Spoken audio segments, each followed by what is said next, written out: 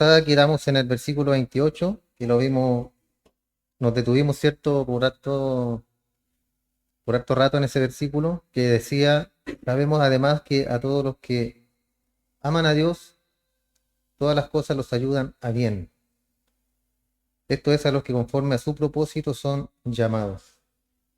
Ya vimos bastante sobre este versículo, qué es lo que significa. Y en palabras simples, ¿cierto? Es que a los que aman a Dios, todo nos va a ayudar a bien, las circunstancias de la vida, sea cual sea, ya que a veces nosotros vemos alguna circunstancia de manera mala o que tiene un mal presagio, algo malo para nosotros, pero en el fondo Dios lo va a llevar eso a bien. Vimos el ejemplo de José, ¿se acuerdan? Todo lo que él había pasado, pero al final todo lo llevó a bien. Estuvo en la cárcel, fue maltratado, pasó hambre también, pero todo lo llevó a bien. Después que volvió a reencontrarse con sus hermanos, pudo haber tomado venganza, ¿cierto? Pero él sabía que todo era un plan de Dios. Por eso los que aman a Dios, hermanos, si usted ama a Dios, porque Dios lo amó primero, obviamente lo sabemos eso, que Él nos amó primero, por eso nosotros le amamos a Él. Y una forma de demostrar ese amor a Dios también, que lo hemos visto y lo hemos mencionado varias veces, es hacer todas las cosas para la gloria de Dios. Todo. Recuerdan que vimos que si yo soy el sustento de mi hogar, lo primero que me le viene a la mente es, yo quiero proveer y lo hago por amor a mi esposa y a mis hijos. Pero ¿cuál debería ser el primer pensamiento? Lo hago para la gloria de Dios. Yo sustento mi hogar para la gloria de Dios. Las mujeres son ayudas idóneas en el hogar para la gloria de Dios. ¿Por qué? Porque siendo ayuda idónea, ella glorifica a Dios. Yo siendo un buen padre, un buen esposo, un buen hijo, glorifico a Dios. Entonces eso nos va a llevar, hermanos, a hacer las cosas para la gloria del Señor. Siempre métase eso en su cabecita, en esta cabecita de pollo que tenemos nosotros, ¿cierto? Que a veces nos cuesta mucho entender y mucho meternos esas cosas en la cabeza. Y en base a eso, hermano, todas las cosas que a nosotros nos pueden suceder nos van a ayudar para bien. Todas. Aunque sean malas, aunque nosotros las veamos malas, nos van a ayudar para mejorar nuestra vida. Porque eso es lo que quiere Dios, mejorarnos cada día, hermano. Él no quiere empeorarnos, no nos quiere hacer daño. La disciplina del Señor viene con amor, no con furia, no con ira. Cuando Dios lo disciplina a uno, lo disciplina con amor. Así como nosotros disciplinamos a nuestros hijos, Dios también nos disciplina a nosotros, pero en amor. Porque si no fuera el amor, ¿cierto? Nos destruiría. Entonces todas las cosas nos van a ayudar para bien y esto es conforme a a los que conforme a su propósito son llamados. Todos tenemos un propósito en nuestra vida, ¿cierto? El propósito de servir al Señor, de predicar su evangelio, de continuar predicando su palabra. Entonces todas las cosas nos van a ayudar para bien. Después en el verso 29 y 30 dice, porque a los que antes conoció también los predestinó para que fueran hechos conforme a la imagen de su Hijo, para que su Hijo fuera el mayor entre muchos hermanos. A los que predestinó, a estos también llamó, y a los que llamó, a estos también justificó, y a los que justificó, a estos también glorificó. Acá tenemos, ¿cierto?, la etapa completa de nuestra salvación en este versículo. Dice los que antes conoció, o sea, a nosotros nos conoció nuestro Dios de antemano. A los que antes conoció también los predestinó. ¿Para qué los predestinó a nosotros? ¿Para ser cristianos? ¿Para ser ovejas? ¿Para qué? También los predestinó para que fueran hechos conforme a la imagen de su Hijo. Para eso, para que fueran conforme a hechos conforme a la imagen de su Hijo, para que Él fuera el mayor entre muchos hermanos. Cuando Él nos predestina, hermanos, nos predestina. Cuando se habla de la predestinación, se habla de un obviamente, destino, donde vamos a ir nosotros. ¿Y cuál es nuestro destino? La vida eterna, ¿cierto? El cielo, allá, ese es nuestro destino. Entonces Dios nos predestinó, o sea, ya nos tiene allá, en ese lugar. Y nosotros por fe lo creemos, por fe caminamos esta vida, por fe perseveramos, si no estaríamos fuera. ¿Y eso para que fuéramos conforme a la imagen de nuestro Señor Jesús? Cuando se habla de la imagen, hermano, recuerden que Dios no tiene cuerpo físico. Cuando Él nos dice que nos formó a la imagen de Dios, imagen y semejanza de Dios, en este caso acá, para que fuéramos hechos conforme a la imagen de su Hijo. Está hablando de los atributos de Jesús. O sea, cómo Cristo anduvo en esta tierra en amor, siempre con paciencia, con ternura, trató a sus hermanos, a sus discípulos. Entonces, a eso se refiere que nosotros seamos conformes a la imagen de Cristo, que nos parezcamos a Él, pero en cómo Él fue,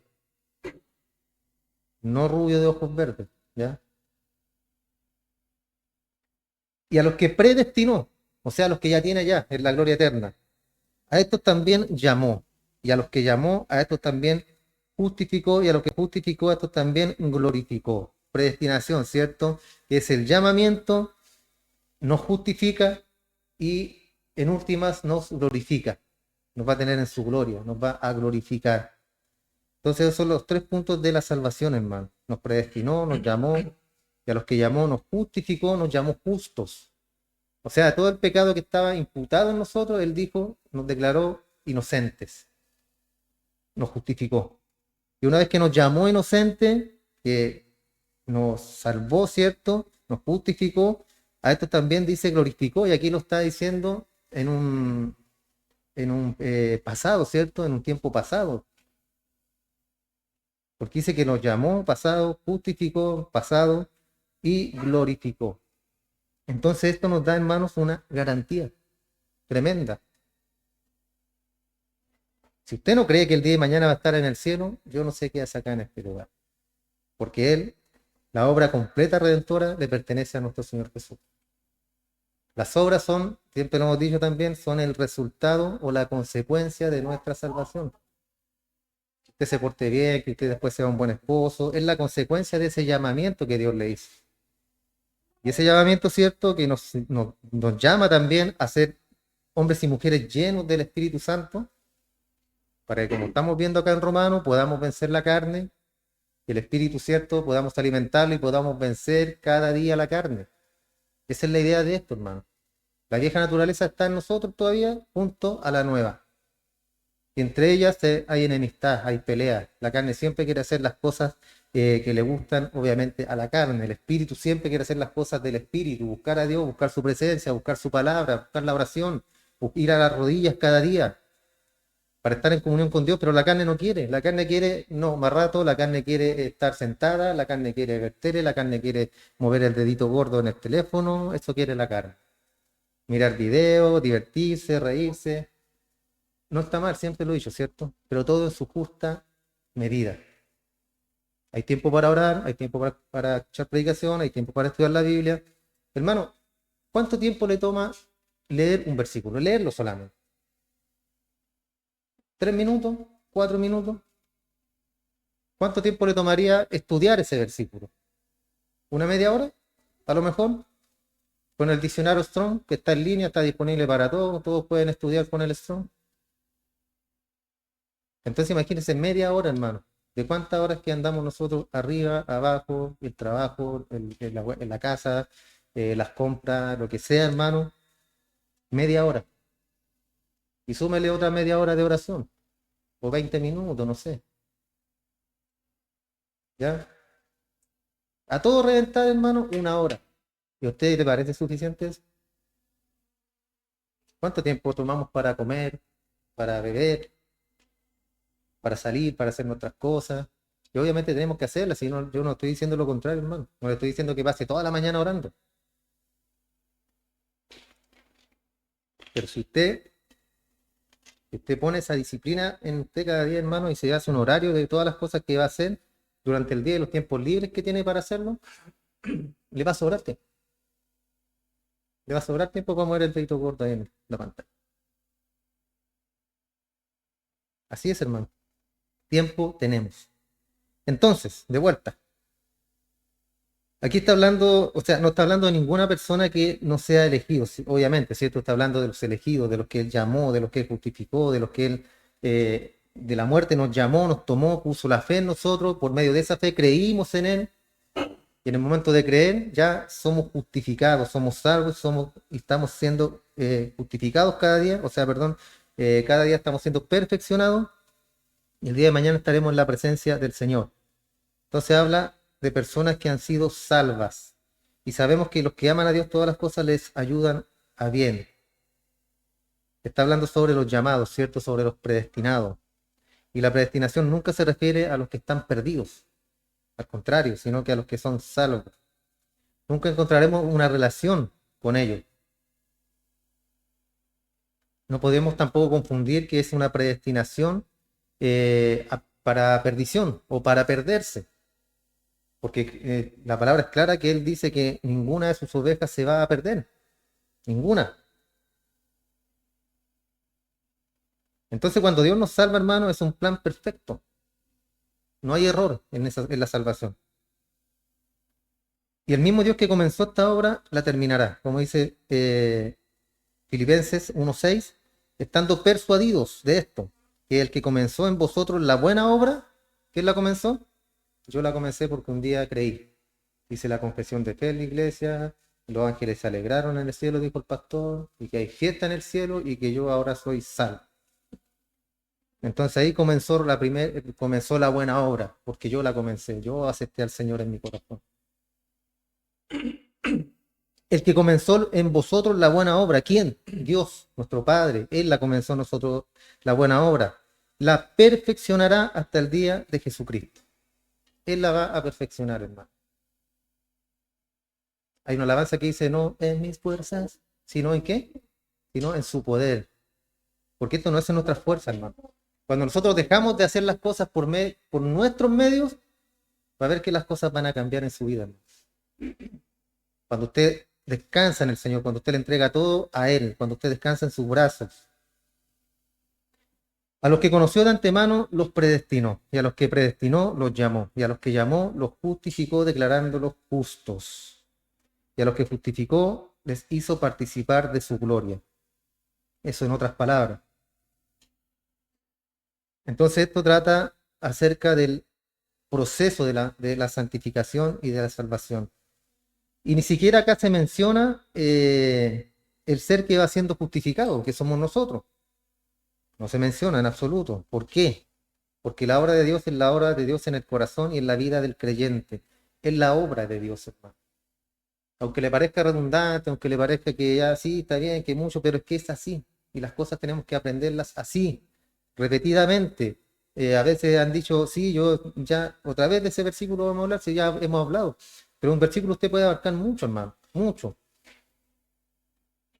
En el estudio, la reunión de varones que hicimos, hablamos mucho sobre Efesios 100, no, 5, si no me equivoco, 25. Y hablamos casi todos los estudios sobre eso, pero diferentes temas. Pero ¿qué es lo que quería, no yo, sino que el Señor por medio de esa palabra, ¿cierto? Que el hombre entendiera cuál es su papel fundamental en el hogar, que es amar a su esposa y tratarla como a vaso frágil. Y también, ¿cierto?, que entendiera que el papel de la mujer es respetar a su marido, respetarlo, tiene que respetarlo en todo sentido. Y la idea era que si uno hace una parte, que de la escritura lo manda, y el otro hace la otra parte, no va a haber ningún problema, hermano. Tan simple como eso. Y si usted busca del Señor cada día, hermano, usted busca su palabra, usted busca la oración, usted va a estar lleno del Espíritu de Dios. Entonces, a la mujer no le va a costar someterse a su marido, no le va a costar, ¿cierto? No estamos hablando de sometimiento de que sea una esclava, ¿ya? Ante los ojos de Dios, recuerden que somos iguales, pero el hombre tiene una mayor responsabilidad, pero son iguales ante los ojos de Dios. Y la mujer debe amar y respetar a su marido para la gloria de Dios. Ay, ¿por qué? Se cree el jefe después, se va a creer el jefe, se va a creer el patrón de fondo aquí que todo bajo mi control aquí. No, para ahí el hombre ya estaría un poquito desviado, ¿cierto? Y merecería unos garrotazos de parte del Señor. Porque el hombre en base a ese respeto, él entrega amor. En base al respeto que le entregan, él se siente respetado y él debe entregar amor hacia su esposa y hacia su familia. Entonces, la ecuación es tan simple y no falla, hermano, no falla. Somos nosotros que no sabemos resolverla. O a veces no queremos resolverla. ¿Por qué? Porque el orgullo nos gana. El orgullo. Y ese orgullo que no, y que por qué yo, y que por qué otra vez yo. El orgullo, hermano, hay que sacarlo de la ecuación y va a ver cómo su familia va a ser transformada, va a cambiar en todo sentido.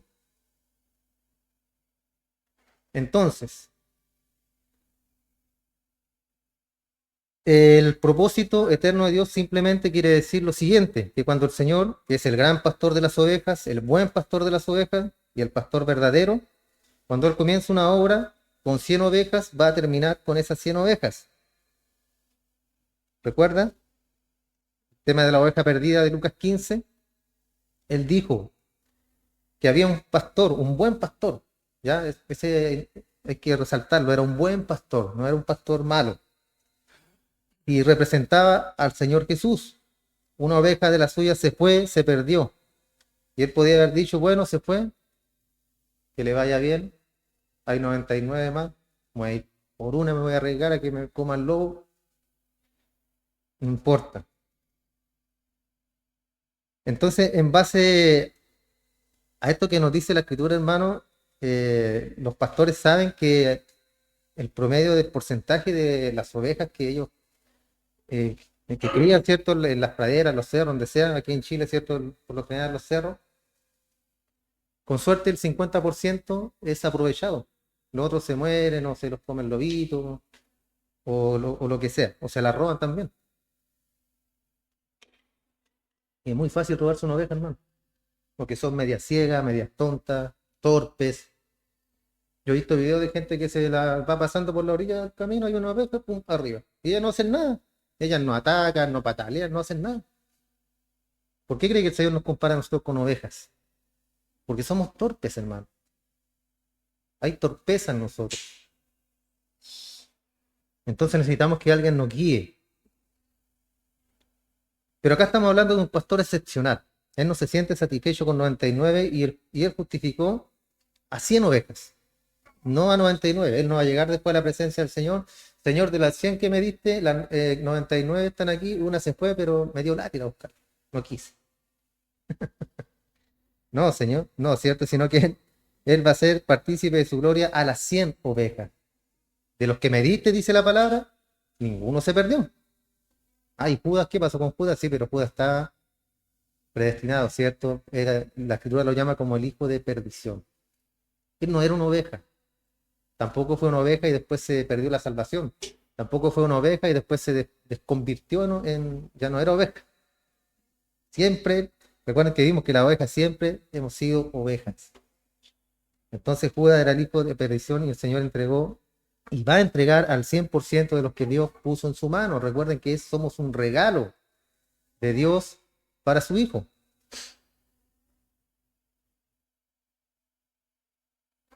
En Juan 10 del 11 al 16 dice, yo soy el buen pastor. Palabras de nuestro Señor Jesús. El buen pastor su vida da por las ovejas. Eso ya lo sabemos, ¿cierto? Mas el asalariado y que no es el pastor, de quien no son propias las ovejas, ve venir al lobo y deja las ovejas y huye.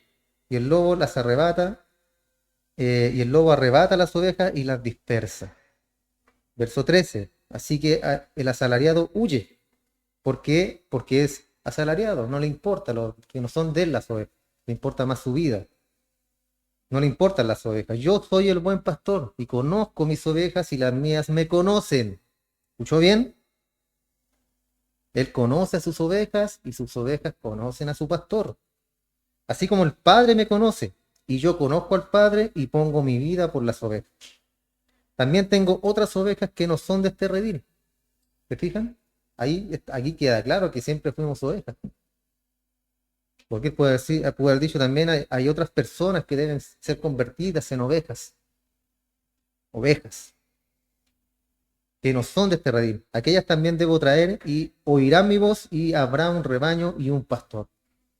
¿Se dan cuenta como dice? Aquellas también debo traer y oirán mi voz. ¿Por qué? Porque son las ovejas. De vuelta, hay un video también, ¿cierto? Que dice, el pastor le dice, llama a las ovejas, están todas por allá, a una persona. ¿Cómo? Sírvale así, y le enseña todo. Y sirva y no se mueve ni una oveja. ¿Por qué? Porque no es el pastor. En cambio, el pastor pega su silbido característico y las ovejas se vienen, pero en masa. escucharon la voz del pastor. Siempre fueron ovejas, siempre han sido ovejas.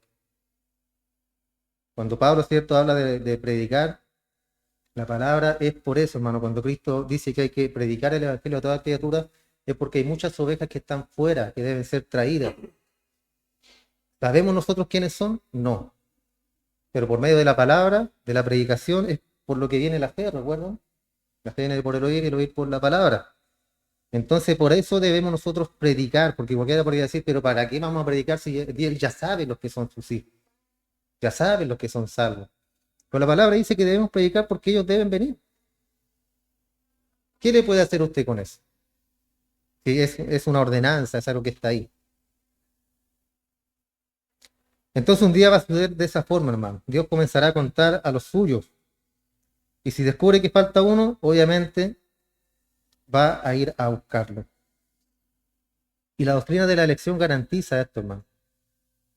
Garantiza que el Señor, el buen pastor, que dio su vida por las ovejas, regresará al hogar con la totalidad de las ovejas. Eso nos garantiza la doctrina de la elección, que la vimos, la estudiamos. Y no es una doctrina para asustar a nadie. ¿Y eso qué quiere decir? Que nosotros estaremos allí, hermano, en ese día. Estaremos ahí. Confirmado que estaremos junto a nuestro Señor. Y es una doctrina reconfortante también. ¿Por qué, hermano? Porque nos da seguridad. Usted no puede sentir inseguridad, hermano, de que el de seré salvo, no seré salvo, estaré en el cielo, no estaré en el cielo, el Señor estará conmigo, no estará conmigo el Señor. Si yo oro y siento que no siento su presencia,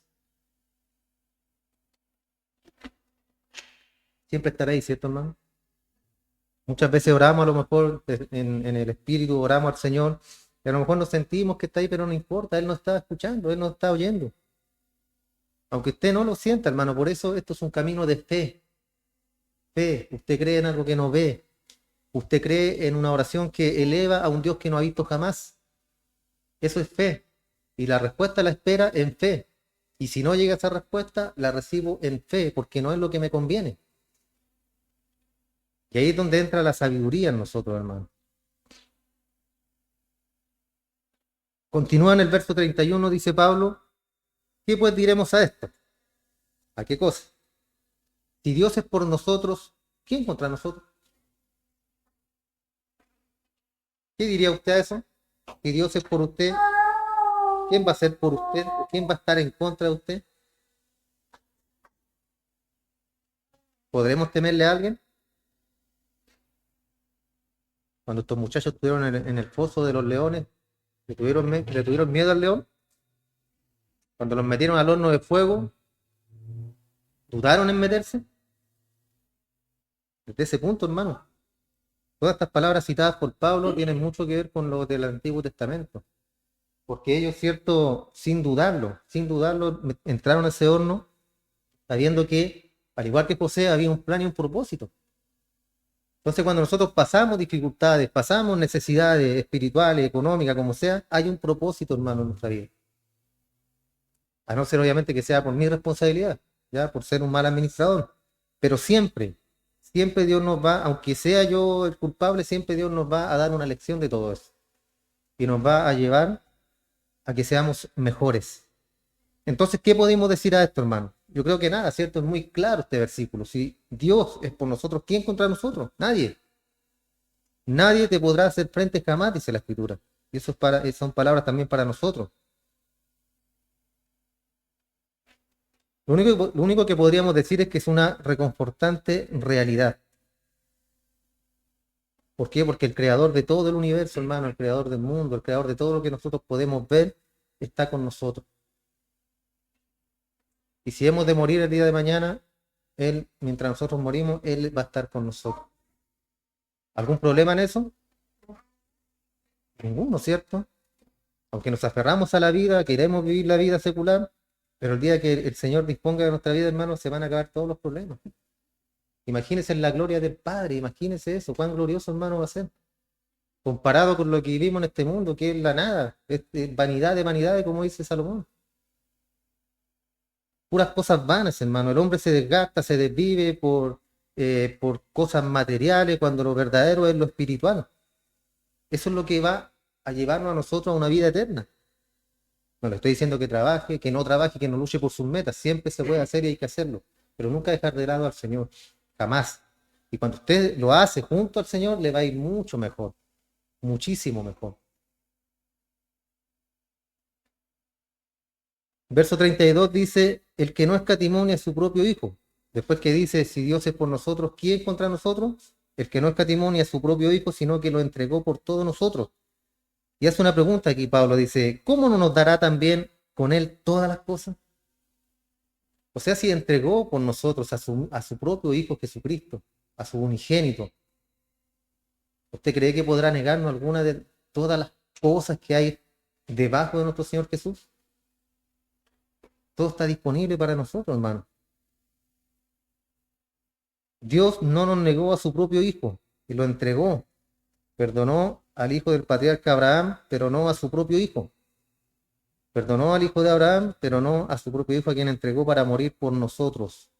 ¿Cómo Él no nos va a dar todas las cosas que necesitamos? ¿Cómo? ¿Cómo nos va a negar las cosas que necesitamos si nos ha dado lo más valioso y lo más precioso que es su hijo?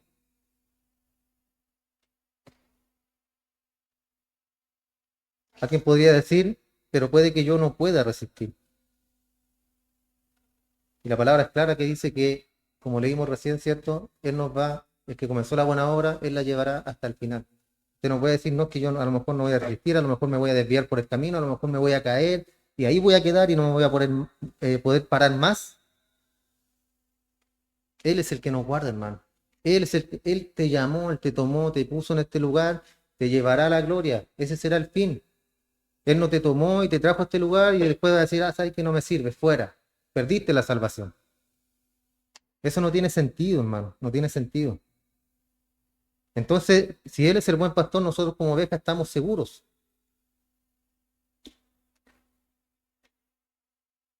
Y estamos seguras en Él no porque seamos inteligentes. Las ovejas no son inteligentes, más bien son torpes. Además son indefensas. No tienen garras filosas, no se pueden proteger a sí mismas, tampoco tienen afilados colmillos, sino que son hasta la carita, ¿cierto? Yo cuando veo una ovejita, que la carita que tiene la ovejita. Y las veo y digo, por algo Dios nos llama ovejas. ¿Por qué no nos llamó mis leones? El pastor de los leones, ¿cierto? No, hubiera tenido que ser el domador de los leones. No, oveja, hermano, porque eso es lo que somos. Pero no se crea así que porque es torpe ya se va a hacer el torpe. Ay, que yo no. No, hermano, nos llamó así, pero una vez que estamos bajo su control y su dominio, ya no debemos ser más torpes ni indefensos, ¿cierto? Y podemos defendernos, podemos, por medio de la escritura, defendernos también. Entonces,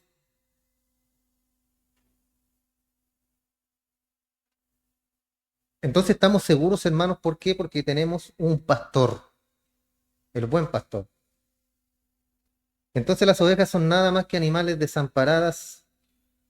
animales desamparados y torpes. Ahora, si una de ellas se detuviera y dijera, yo estoy bien segura, ¿creería usted que ella está segura? Sí, cierto. Gracias a su inteligencia. No. ¿Cómo estaría segura entonces? Porque tiene un pastor que la cuida y la protege. Y ese pastor la va a mantener segura a esa oveja. Ahora él dice, el que no escatimó a su propio hijo, sino que lo entregó. ¿Cómo no nos dará también con él todas las cosas? Y él entregó a su propio hijo a morir por nosotros, hermano. Él no negó a su hijo, sino que lo entregó. Entonces, ¿no cree usted que él puede darle todo lo que necesita en esta vida y en la vida futura? ¿No podrá darnos el Señor todas las cosas en esta vida terrenal, secular? Tampoco nos pasemos, ¿cierto? Y empecemos a pedir cosas, porque sabemos que la oración es para tener es comunión con Dios, ¿ya? Obviamente para hacer peticiones, pero como conviene en el Espíritu. ¿Puede pedir cosas materiales? Sí, puede pedirlo, pero todo es conforme a la voluntad de Dios. No espere usted pedir un auto 0 kilómetros, ¿cierto? Porque son oraciones que a lo mejor no se van a poder cumplir. Lo sabemos a lo mejor. O a lo mejor sí, Dios lo sabe, no lo sé yo. Pero más importante lo más importante que debe ser en la oración, hermano, en primer lugar, es la comunicación con Dios. Como le decíamos siempre en el Padre Nuestro, reconocer al Señor, tener el Padre Nuestro como una guía, pedir, sí, pedir, pero como conviene en el Espíritu. Yo pido vida, yo pido salud. Señor, no quiero estar enfermo, no quiero enfermarme, dame vida, dame salud. ¿Por qué? Porque teniendo vida y salud yo puedo hacer todo lo demás, por mí. Teniendo vida y salud yo puedo trabajar. Teniendo trabajo puedo obtener dinero. ¿Se fijan? Pero ¿qué es lo principal? Vida y salud. Y obviamente estar en la presencia del Señor, estar siempre con Él, que Él siempre nos acompañe. Verso 33 y 34. ¿Quién acusará a los escogidos de Dios? ¿Quién los va a acusar a nosotros? Hay uno, ¿cierto?, que se llama el acusador de los hermanos. ¿Quién acusará a los escogidos de Dios? Dios es el que justifica. ¿Quién es el que condenará? Cristo es el que murió, más aún el que también resucitó, el que además está a la diestra de Dios, el que también intercede por nosotros.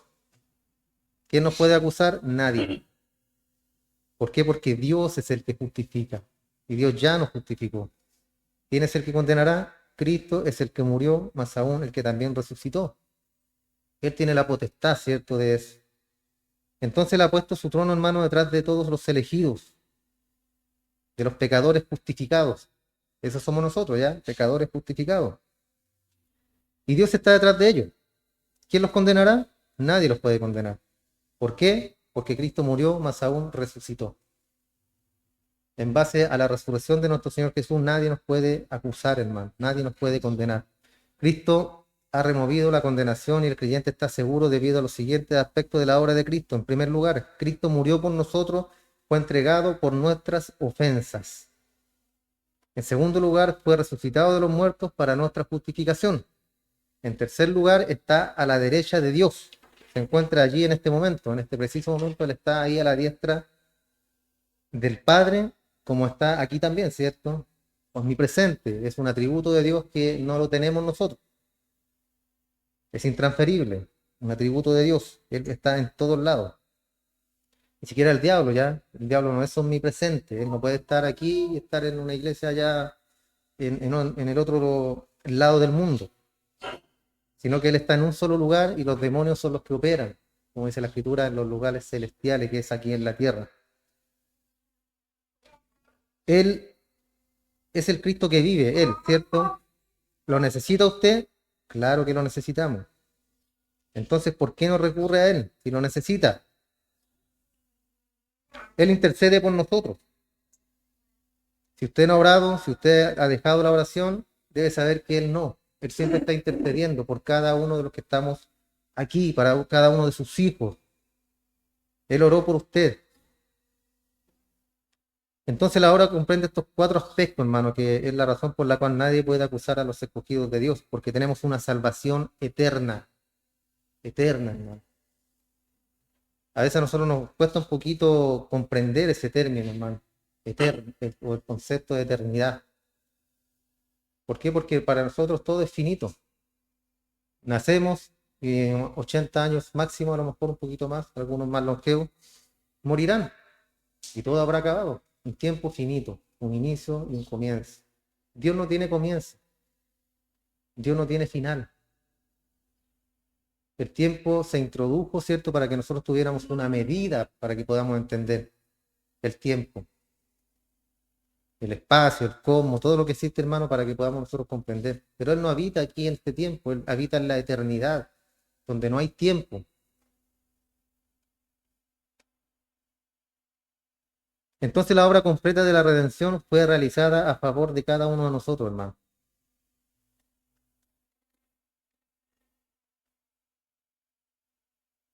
Es una obra completa, la redención. En un mundo donde la seguridad se torna cada vez más problemática, donde la duda, la incertidumbre están a la orden del día, hay una auténtica seguridad para todos aquellos que confían en el Señor Jesús.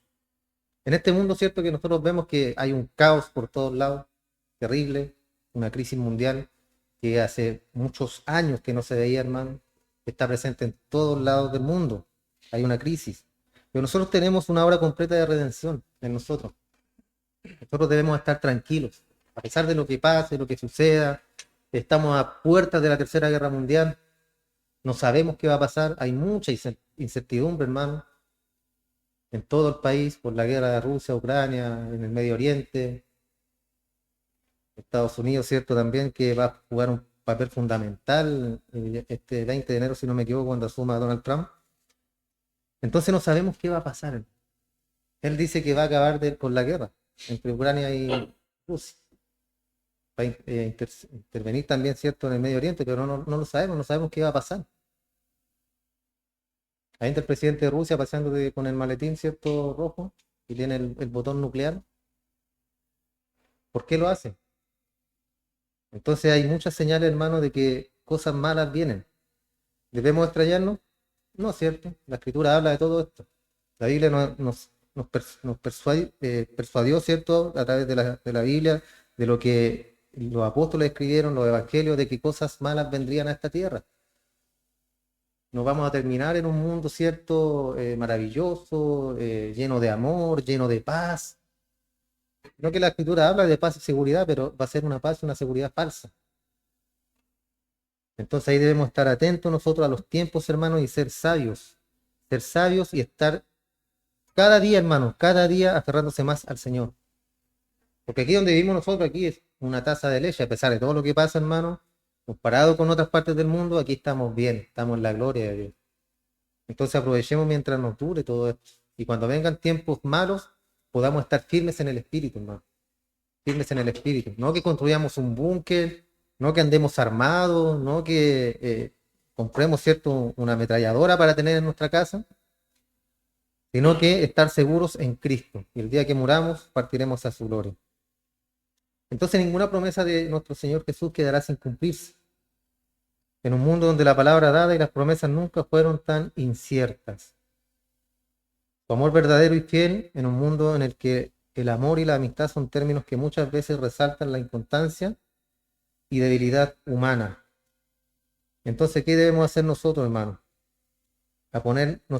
Debemos poner nuestra vida presente y futura en las manos de aquel buen pastor, de nuestro Señor Jesús. Eso es lo que debemos hacer y confiar en Él. El entorno, ¿cierto?, nos puede ser muy desfavorable, el entorno nos puede ser muy complicado. El otro día mi hijo se levantó, no sé ni qué hora era tampoco, en la madrugada, y que papá, se están metiendo a robar, y al final no era nada. ¿Pero puede pasar? Sí, puede pasar. A mí ya me habían abierto el portón una vez, que mi hermano se dio cuenta y me llamó, me dijo: "Oye, te abrieron el portón, me robaron el paraguas". En serio, me robaron el paraguas, que no había nada más que robar. Y estaba lloviendo, mire qué ironía, estaba lloviendo.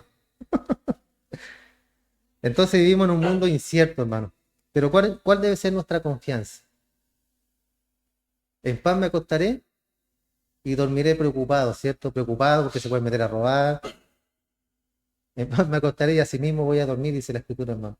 ¿Por qué? Porque solo tú, Jehová, me haces sentir confiado, confiado. Obviamente usted va a proteger su casa, va a poner una reja, va a poner púa, usted va a hacer lo que usted puede hacer. El ladrón, si quiere meterse, se va a meter por donde sea. Pero yo debo confiar en el Señor, hermano. Tomar mis resguardos, pero confiar en el Señor. Si algún día me pasa algo, bueno, usted lo quiso, Señor, yo tomé las medidas necesarias, pero si pasó algo es porque usted quiere enseñarme algo por esto.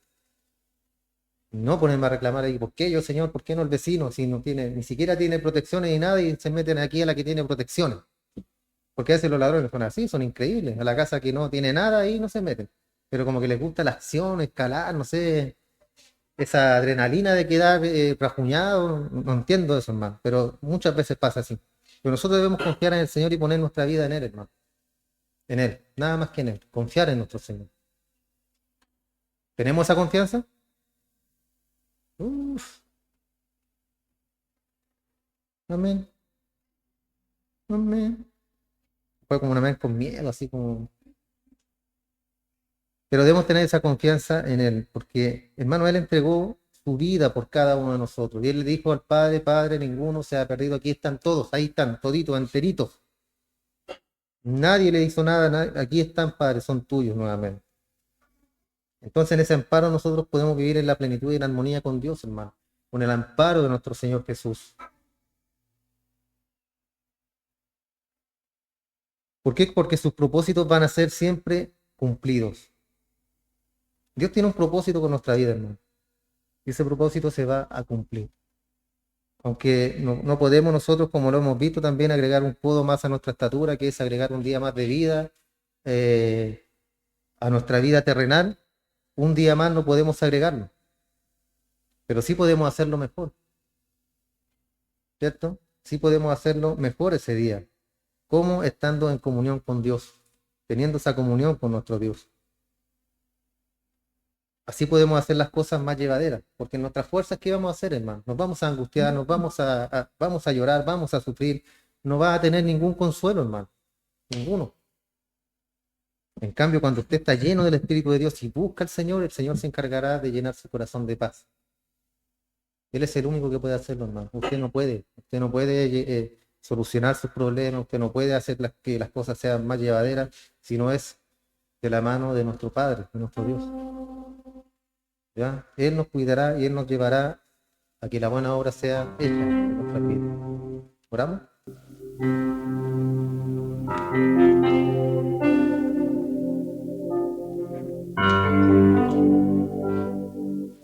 Muchas gracias, Señor, por tu mismo más que nos tienes en tu presencia, Padre, de la iglesia. Porque debemos estar cada día en tu presencia, Señor. Y cada día nuestra prioridad número uno, antes de comenzar cualquier cosa, Señor, deberá ser la oración. Durante el día, Señor, tener un tiempo aparte para poder tener un momento, Señor, para poder comunicarnos contigo, Señor. Tenemos línea directa al Padre por medio de Cristo. La Escritura nos demuestra que el velo se rasgó y ya no hay más separación entre nosotros y tú, Padre nuestro, sino que Cristo es nuestro intercesor y es el que aboga por nosotros y el que va directamente a ti, Señor, con nuestras oraciones. Hemos de pedir como conviene y no lo sabemos. Por el Espíritu, Señor, intercede por nosotros siempre. Seguiré intercediendo de que nosotros doblemos nuestras rodillas y busquemos tu rostro, Padre. Gracias, Señor. Fortalécenos cada día. Ayúdanos, Señor, cada día a llegar a las rodillas. Ayúdanos cada día, Señor, porque esta carne cada vez nos pesa más y más, Señor. Esta carne cada vez quiere hacernos tropezar, la carne cada vez quiere hacer solamente lo que hay en la cara, no lo del Espíritu, no lo que nos conviene, no lo que nos edifica. Por eso te rogamos, Padre, que fortalezca nuestro espíritu, que por medio del Espíritu Santo que está en nosotros podamos vencer cada día esta carne, podamos vencer esos deseos pecaminosos que tiene la carne, que podamos ser hombres y mujeres triunfantes, Señor, en la oración por medio del Espíritu. Te damos gracias por este tiempo, Señor, gracias por la vida de mis hermanos que han estado en este lugar, y conforme a tu iglesia, Padre, cada uno de ellos, cada uno de nosotros, Señor, conformamos la iglesia, tu iglesia, mi Señor amado. Te doy gracias porque mis hermanos han perseverado, han permanecido. Hasta el día de hoy, Señor, usted los ha sostenido. Muchas gracias, Padre. Bendiga la vida de nuestra hermana Verónica, que está allá en el paredón, Señor. Guarde su hogar, guarde su vida. Guárdela a ella también, Padre, que tenga plena confianza en que todas las cosas ayudan para bien, Señor, y que usted, Padre, tiene el control de todas las cosas. De eso se trata la fe, como recién lo mencionábamos, Señor, de tener esa plena confianza en que usted tiene el control de nosotros, tiene el control de nuestras vidas, tiene el control de todo lo que pueda sucedernos, Padre. El que comenzó en nosotros la buena obra la perfeccionará, nos cuidará y estará con nosotros todos los días hasta el fin de los tiempos. Bendice a nuestra hermana Inés también, Señor, ayuda a esa anciana, Padre, para que ponga cada día la fe y la confianza en usted, mi Señor, de la enfermedad, de la angustia, de lo que pueda venirle, mi Señor amado, que ella pueda tener consuelo y que usted está con ella, Señor. Bendiga a Giovanna también, que la cuidadora de ella, su hija, dale fuerza también, mi Señor, para que pueda cada día ella, cada día que despierta, que se levanta, Señor, tener nuevas fuerzas para poder atender a su madre, Señor. La palabra es clara, que te honra padre y madre, es el primer mandamiento con promesa para que te vaya bien. Que ella no es cristiana, Señor, pero está honrando a su madre con el cuidado, honrando a su madre, teniéndola en su hogar, Señor, y sustentándola cada día lo que ella necesita. dale fuerza, Señor, lleva paz, lleva tranquilidad a su hogar, Señor, mientras tu hija esté viviendo allá, Padre, Señor. Gracias por este lugar que nos has concedido para poder reunirnos, Señor, y el día de mañana esperamos tu glorificación, esperamos lo que tú tengas para darnos, para entregarnos, Señor, para el día en que esto sea derribado, Padre, podamos tener un lugar donde reunirnos, ya que su iglesia, Padre, no es nuestra iglesia, no es la iglesia del pastor, sino que es su iglesia, mi Señor, es su iglesia y su oveja. Muchas gracias, Padre, entregamos todo lo que hemos hecho hasta esta hora, ante tu trono, mi Señor, en el nombre de Jesús. Amén.